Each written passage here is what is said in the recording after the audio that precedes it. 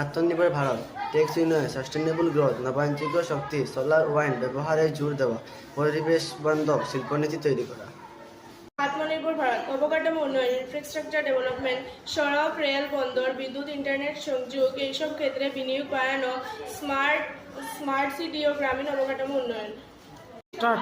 আত্মনির্ভর ভারত, দক্ষতা উন্নয়ন, skill development, skill India mission এর মাধ্যমে তরুণদের হাতে কলমে প্রশিক্ষণ দেওয়া, শিল্পক্ষেত্রের চাহিদা অনুযায়ী কারিগরি শিক্ষা বাড়ানো।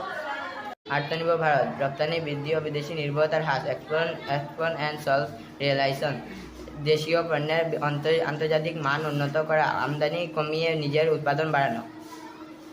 ভারত, কৃষিক্ষেত্রের আধুনিকরণ, মডার্নাইজ এগ্রিকালচার, কৃষিতে